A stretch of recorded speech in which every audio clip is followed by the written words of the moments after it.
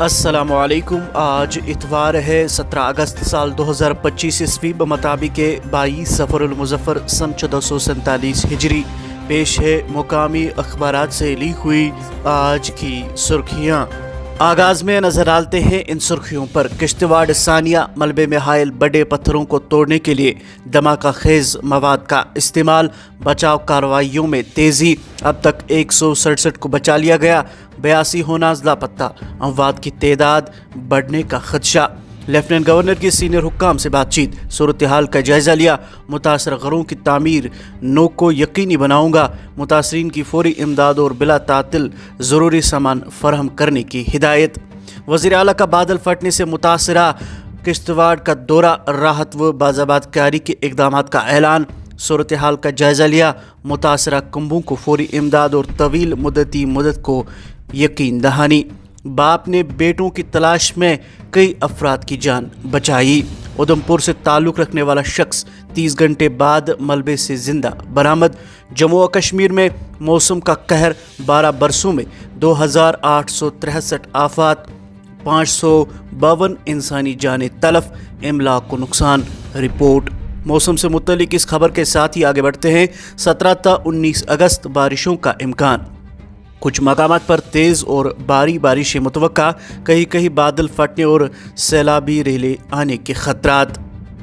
غیر معیاری اور سڑے گوشت کے خلاف کریک ڈاؤن، ایک ہفتے میں 12,000 کلو ضبط اور تلف، 2 گوشت تنصیبات سیل، ملوثین کے خلاف کیس درج، تفتیش جاری، حکام۔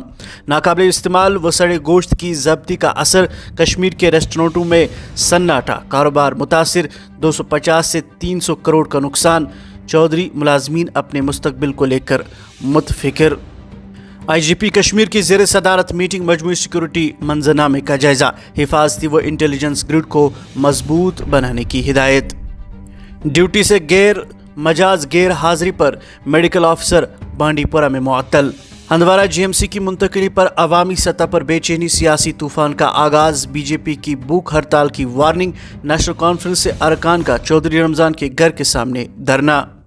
ایک اردو اخبار نے اپنے پہلے صفحے پہ اس خبر کو شائع کی ہے کہ ای گورننس کے غبارے سے ہوا نکل گئی، 91 سرکاری ویب سائٹس مئی سے مکمل طور پر بند۔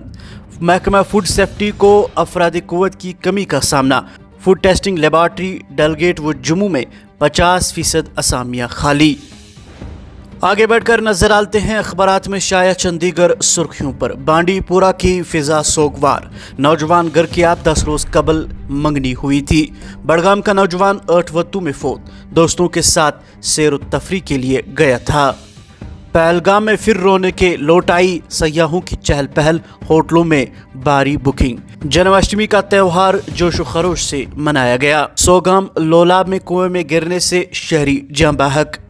بانڈی پورہ میں سیب کے باغ کا صفایا، نامعلوم افراد نے دوران شب درخت کاٹے، آبادی میں تشویش۔ احمد نگر میں منشیات فروش کی جائیداد قرق۔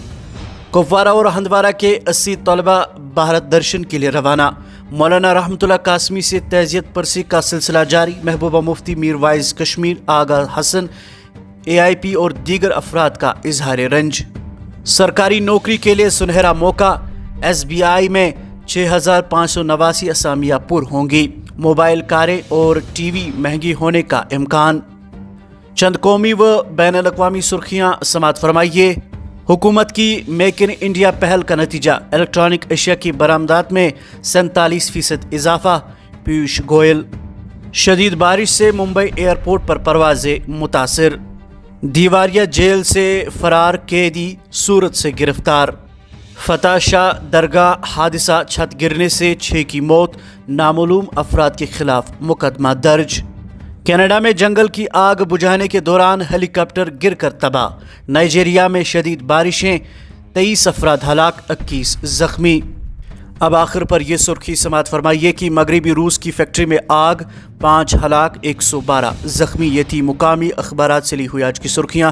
مزید خبروں اور اپڈیٹس کے لیے بنے رہے ہمارے ساتھ، کل صبح ہوگی ملاقات، تب تک دیجیے اجازت، اللہ حافظ و ناصر۔